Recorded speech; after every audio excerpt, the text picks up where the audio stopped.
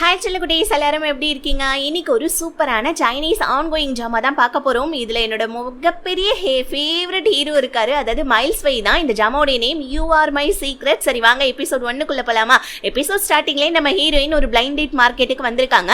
அங்க இருக்கிற பொண்ணு ஒரு குட்டி டெடி பியரை எடுத்துக்கோங்க, உங்களுக்கு இன்னைக்கு வந்துட்டு உங்களுடைய துணை கிடைச்சிட்டாங்கன்னா உங்களுக்கு பெரிய டெடி பியர் கொடுப்போம்னு சொல்லிட்டு ஹீரோயின் கிட்ட 35வது நம்பர் டெடி பியரை கொடுத்து உள்ள போயிட்டு உட்கார சொல்றாங்க. ஆக்சுவலி நம்ம ஹீரோயினுடைய வாழ்க்கையில இருக்கிற 2 குறிக்கோள் என்னன்னா, ஒன்னு நல்ல பாய் ஃப்ரெண்டை தேடி கண்டுபிடிக்கிறது, இன்னொன்னு நல்ல வேலையில இருக்கிறது. ஹீரோயின் பாய் ஃப்ரெண்டை தேடுறதுக்காக தான் இங்க வந்திருக்காங்க. இப்ப அதே பிளைண்ட் டேட் மார்க்கெட்டுக்கு நம்ம ஹீரோவுமே வந்திருக்காங்க. ஹீரோக்கு கொடுத்திருக்க நம்பர் 35, அதாவது நம்ம ஹீரோயினுக்கு நீங்க முன்னாடி இருக்கிற நம்பரு. ஹீரோ போயிட்டு ஹீரோயினுடைய டேபிள்ல உட்காரலான்னு பார்த்தா ஹீரோயின் ஹீரோ பார்க்காமலே அங்கிருந்து எந்திரிச்சு போயிடுறாங்க. ஹீரோயினுக்குமே அங்க வந்த எந்த பசங்களையுமே பிடிக்கவே இல்லை. இப்படியே நைட் ஆயிடுது. ஆனா நம்ம ஹீரோயின் அவங்களுடைய கையில வச்சிருந்த டெடிபியர் பொம்மையை வேற இடத்துல வச்சுட்டு வேற ஒரு டேபிள்ல போயிட்டு உட்கார்ந்துக்கிறாங்க. இப்ப ஹீரோ கிட்ட ஒரு பொண்ணு வரா, கிட்ட நம்ம ஹீரோ இன்ட்ரோடியூஸ் ஆயிக்கிறான். இந்த மாதிரி நான் ஒரு பேங்க்ல வேலை செஞ்சுட்டு இருக்கேன் அப்படின்னு சொல்லிட்டு சொல்ல, ஆப்போசிட்ல இருக்க பொண்ணு நம்ம ஹீரோ கிட்ட பேசிட்டு இருக்கா. இதை நம்ம ஹீரோயின் வந்துட்டு ஒட்டு கேட்டுட்டு இருக்காங்க. இவங்க 2 பேருமே நல்ல பேர் இல்ல, ஆனா நமக்கு தான் யாருமே ஆள் கிடைக்கவே இல்லை, நம்ம எதுக்கு இங்க உட்கார்ந்துட்டு இருக்கணும்னு சொல்லிட்டு ஹீரோயின் அங்கிருந்து கிளம்புறாங்க. பாருங்க, ஆக்சுவலி நம்ம ஹீரோயினை நோட் பண்ணிட்டு தான் இருக்கான். இப்ப ஹீரோ ஒரு பெரிய டெடிபியர் பொம்மை எடுத்துட்டு வந்து ஹீரோயின் கிட்ட வரா. அங்க வந்தோடனே அங்க இருக்கிற லைட்ஸ் எல்லாம் அப்படியே ஆன் ஆயிடுது. சோ இப்ப நம்ம ஹீரோயினும் ஹீரோவும் ஒருத்தருக்கு ஒருத்தர் பாத்துக்கிறாங்க. இது ஃபர்ஸ்ட் மீட்டிங் கிடையாது, பிகாஸ் ஏன்னா 2 பேருமே ஸ்கூல்மேட்ஸ், ரொம்ப வருஷம் கழிச்சு இப்பதான் பாத்துக்கிறாங்க. ஹீரோ நீ நல்லா இருக்கியான்னு கேட்க ஹீரோயின் நல்லா இருக்க, ரொம்ப நாள் ஆச்சுல பார்த்து வாங்க ஒரு காஃபி சாப்பிடலாம். 2 பேருமே உட்காந்து சாப்பிட ஆரம்பிக்கிறாங்க. ஒருத்தருக்கு ஒருத்தர் பேசுறாங்க. அப்பதான் தெரிய வருது ஒரே பேங்க்ல தான் 2 பேருமே வேலை செய்யறாங்க, ஹெட் ஆபீஸ்ல. ஆனா வேற வேற டிபார்ட்மெண்ட் போல இருக்கு. ஹீரோயின் ஹீரோ கிட்ட இருந்து வீசாட் நம்பரை வாங்கிட்டு காஃபிக்கான காசை கொடுக்க ஹீரோ எதுக்குமா இப்பன்னு கேட்க, இல்ல இல்ல பரவாயில்ல இருக்கட்டும், காசு வந்துட்டு என்னுடைய காஃபிக்கானது பே பண்ணிட்டேன், நெக்ஸ்ட் டைம் நம்ம மீட் பண்ணக்குள்ள பாக்கலாம் அப்படின்னு சொல்லிட்டு ஹீரோயின் அங்கிருந்து கிளம்புறாங்க. அப்ப ஹீரோயினோட ஃப்ரெண்டு கால் பண்ணி, என்னடி இன்னைக்காவது உனக்கு யாரையாவது பிடிச்சுதான்னு கேட்க ஹீரோயின் எனக்கு யாரையுமே பிடிக்கவே இல்லடி, எல்லா மொக்க பசங்களா வந்தானுங்க, ஆனா நான் ஒருத்தவனை மட்டும் மீட் பண்ணி, அது யாரு என்னன்றது நான் அப்புறமா சொல்றேன்னு சொல்லிட்டு ஹீரோயின் காலை கட் பண்ணிட. பார்த்தா அடுத்த சீனே நம்ம ஹீரோயின் ஹீரோ கார்ல இருக்காங்க.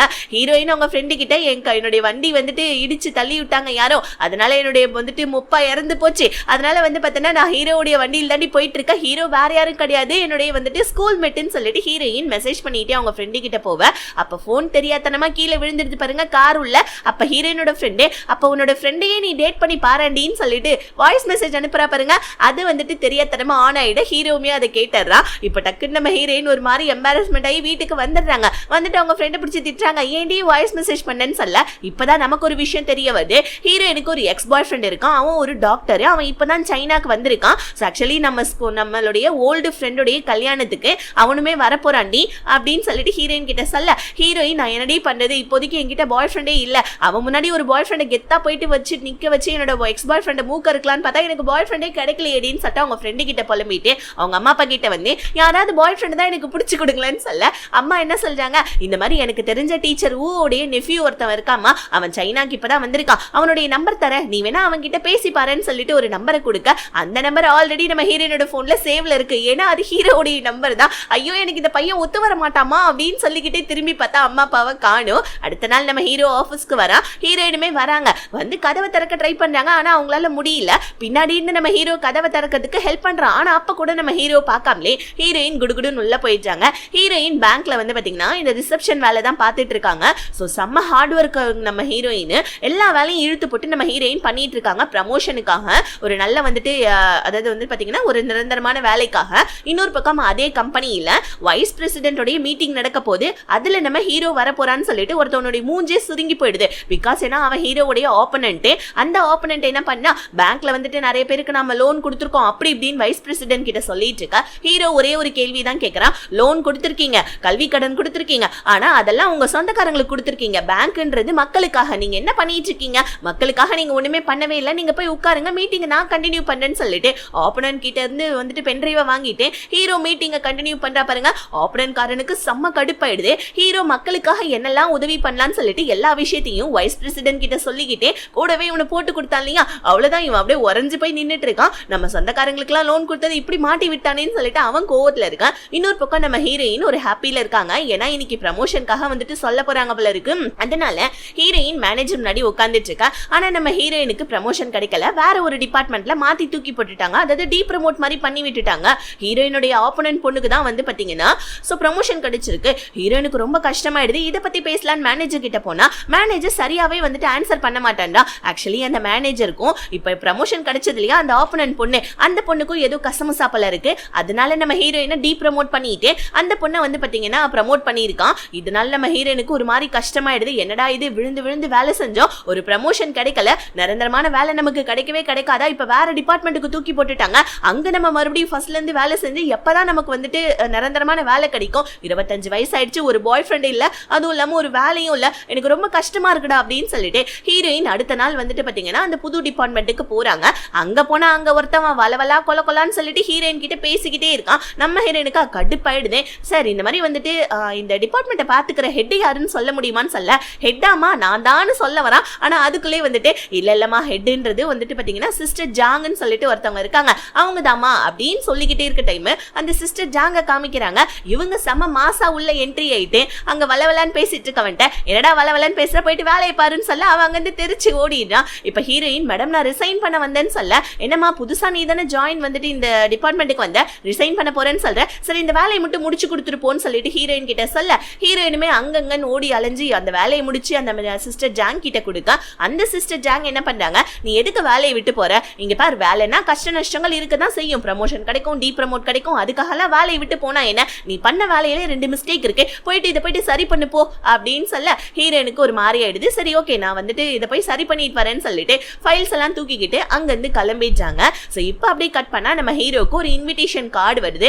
அதாவது நம்ம ஹீரோயின் அவங்க ஃப்ரெண்டு கிட்ட பேசிட்டு இருந்தாங்க இல்லையா, அவங்களுடைய ஓல்டு கிளாஸ்மேட்டோடைய அதாவது வந்துட்டு மேரேஜ் ஃபங்க்ஷனுக்கு ஒரு புது பாய் ஃப்ரெண்டை கூட்டிட்டு போலான்னு இருக்கேன்னு சொல்லிட்டு அதே இன்விடேஷன் தான் ஹீரோக்குமே வருது.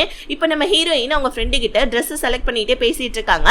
ஒரு பாய் ஃப்ரெண்ட் கிடைக்கல, எப்படி என்னோட எக்ஸ் பாய் ஃப்ரெண்ட் முன்னாடி போயிட்டு நான் இப்பனே எனக்கு தெரியலன்னு சொல்ல, அடியே அவன் ஒன்னும் எக்ஸ் பாய் ஃப்ரெண்ட் கிடையாது, ஆக்சுவலி வந்துட்டு அவன் உனக்கு ப்ரப்போஸ் பண்ணணும்னு நினைச்சா ஆனா உனக்கு பண்ணல அவ்வளவுதான், ஆனா சப்போஸ் இப்ப அவன் ரிட்டர்ன் வந்து உன்கிட்ட வந்துட்டு பேசினானா நீ என்னடி பண்ணுவேன்னு சொல்ல, அப்ப ஒரு குட்டி பிளாஷ்பேக் நம்ம ஹீரோயின் யோசிச்சு பாக்குறாங்க. அதாவது ஒரு 2-3 வருஷத்துக்கு முன்னாடி போல இருக்கு, சரியா எனக்கு தெரியல, அதையும் இதுல காமிக்கல. கொஞ்ச நாளைக்கு முன்னாடி ஹீரோயினோட பர்த்டே வந்திருக்கு. அன்னைக்கு நான் உனக்கு ப்ரப்போஸ் பண்ணேன் பாய் ஃப்ரெண்ட் காரன் சொல்ல, ஹீரோயினுமே வந்துட்டு பர்த்டேக்காகவும் ப்ரப்போசலுக்காகவும் ரெடி பண்ணி வச்சுட்டு பாய் ஃப்ரெண்ட்காக வெயிட் பண்ணா, பாய் ஃப்ரெண்ட் காரன் நான் இன்னைக்கு வரமாட்டேன்னு சொல்லிட்டு மெசேஜ் பண்ணியிருக்கான். இதை பார்த்து நம்ம ஹீரோயின் மனசடைஞ்சு போய் நிக்க, ஹீரோயினோட ஃப்ரெண்ட்ஸ் எல்லாம் சேர்ந்து தான் ஹீரோயினோட பர்த்டேவை செலிப்ரேட் பண்றாங்க. அன்னையில இருந்து நம்ம ஹீரோயின் அவங்க பாய் ஃப்ரெண்ட் கிட்ட பேசுறதும் கிடையாது, பிரேக்கப் பண்ண மாதிரி வந்துட்டு பாத்தீங்கன்னா அவங்களுக்கு மெசேஜும் பண்ணி விட்டுறாங்க. ஸோ இப்போ அப்படியே கட் பண்ணி அந்த பிளாஷ்பேக்லாம் முடிஞ்சு அந்த ஓல்டு கிளாஸ்மேட்டோடைய கல்யாண ஃபங்க்ஷன்ல தான் காமிக்கிறாங்க.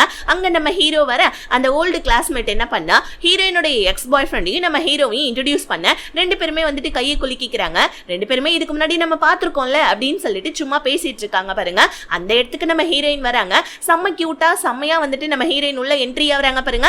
எல்லாருடைய கண் பார்வையும் ஹீரோயின் மேலதான் இருக்கு. என்ன இன்னைக்கு இவ்வளோ அழகா இருக்கா இவ அப்படின்னு சொல்லிட்டு கிளாஸ்மேட்ஸ் எல்லாம் பேசிட்டு இருக்கா. பின்னாடி இருந்த அந்த எக்ஸ் பாய் ஃப்ரெண்ட் கார, டே மச்சான் உனக்கு தெரியும்லடா எனக்கும் ஹீரோயினுக்கும் பிரச்சனை ஆயிடுச்சுன்னு சொல்லிட்டு, அதனால இன்னைக்கு நான் அவளுக்கு சாரி சொல்ல போறேன், தயவு செஞ்சு கோச்சு கடை உன்னுடைய வந்துட்டு கல்யாண ஃபங்க்ஷன்ல இருக்க ஒரு பொக்கேவை எடுத்துக்கிறேன்னு சொல்லிட்டு ஒரு பொக்கே எடுத்துட்டு போயிட்டு நம்ம ஹீரோயின் கிட்ட சாரி சொல்லலான்னு போனா, ஹீரோயினுடைய கண் பார்வை ஃபர்ஸ்ட் ஹீரோ மேலதான் விழுது. இங்க என்ன இவன் பண்றான் அப்படின்னு யோசிச்சுக்கிட்டே இருக்கக்குள்ள எக்ஸ் பாய் ஃப்ரெண்ட் காரன் வந்து, என்ன தயவு செஞ்சு மன்னிச்சிடுமா, நீ இல்லாம என்னால வாழ முடியாது, நான் தான் தப்பு தான் வந்துட்டு அந்த ஒரு வருஷத்துக்கு முன்னாடி நான் வந்து பார்த்தேன்னா இந்த மாதிரி உன்னை ப்ரப்போஸ் பண்ணான்னு சொல்லிட்டு நான் உன்னை வந்துட்டு ப்ரப்போஸே பண்ணல, தயவு செஞ்சு என்ன மன்னிச்சிடுன்னு சொல்ல, அங்க இருக்கவங்க எல்லாம் அவளை மன்னிச்சிடுன்னு சொல்லிட்டு கத்திட்டு இருக்கா. ஆனா நம்ம ஹீரோயின் ஒரே வந்துட்டு வார்த்தையை தான் சொல்றாங்க, நீ எனக்கு ப்ரப்போஸ் பண்ணேன்னு சொல்லிட்டு என்னோட பர்த்டே அன்னைக்கு எனக்கு ஆசை வார்த்தை காமிச்சு, ஆனா நீ எனக்கு ப்ரப்போஸே பண்ணல, அதனால என்னால உன்னுடைய ஃப்ளவர்ஸ் அக்செப்ட் பண்ண முடியாதுன்னு சொல்ல, பின்னாடி இருந்து நம்ம ஹீரோ என்ன பண்ணா, ஒரே ஒரு ஒத்த ரோசாவை தூக்கிக்கிட்டு ஹீரோயின் கிட்ட போவ, அங்க இருக்கிற ஓல்டு கிளாஸ்மேட் என்னடா பண்ற கம்முன்னு இருடா அவன் ப்ரப்போஸ் பண்ணிட்டு இருக்காண்டான்னு சொல்ல, ஆனா நம்ம ஹீரோ அதை கூட கேட்காம அந்த எக்ஸ் பாய் ஃப்ரெண்டோடைய கையை பிடிச்சி, இங்க பாரு நம்ம ஓல்டு கிளாஸ்மேட்டோடைய கல்யாண ஃபங்க்ஷன் நடந்துட்டு இருக்கு, தேவையில்லாம வந்துட்டு சீன் கிரியேட் பண்ணாதுன்னு சொல்லிட்டு அவன் கொண்டு வந்த ஒத்த ரோசாவை நம்ம ஹீரோயின் கிட்ட கொடுக்க, ஹீரோயினுமே அதை வந்துட்டு வாங்கிக்கிறாங்க பாருங்க. இப்ப நம்ம ஹீரோ இங்க பார் கிளாஸ், அதாவது வந்துட்டு இந்த ஓல்டு கிளாஸ்மேட்டோடைய கல்யாண ஃபங்க்ஷன் நடந்துட்டு இருக்கு, நீ ஏதாவது பிரச்சனை பண்ணனா அவங்களுக்கு ஏதாவது வந்துட்டு இந்த டேவே ஸ்பாயில் ஆயிடும் வேணான்னு சொல்ல, ஹீரோயின் டக்குன்னு அவங்களோட எக்ஸ் பாய் ஃப்ரெண்டை பார்த்து அவன் சொல்றதும் கரெக்ட் தான், ஸோ இங்க கல்யாண ஃபங்க்ஷனுக்கு வந்தமா அதை மட்டும் பாரு, இங்க பாரு எனக்கு மேல கோவம்லாம் இல்லை, நான் உன்னை ரிஜெக்ட் பண்ணிட்டேன் ஓகேவா, தயவு செஞ்சு இதுக்கப்புறம் என்ன டிஸ்டர்ப் பண்ணாதுன்னு சொல்ல, எக்ஸ் பாய் ஃப்ரெண்டுக்கு ஒரு மாதிரி ஆயிடுது. அங்கிருந்து அவன் கிளம்பிட, ஆக்சுவலி இவன் ப்ரப்போஸ் பண்ணதுக்கு அப்புறமா மேல இருந்து இந்த பூக்கள்லாம் தூவி வந்துட்டு பாத்தீங்கன்னா கை தட்டுற மாதிரி எல்லாம் ஏற்பாடு பண்ணியிருப்பான் போல இருக்கு.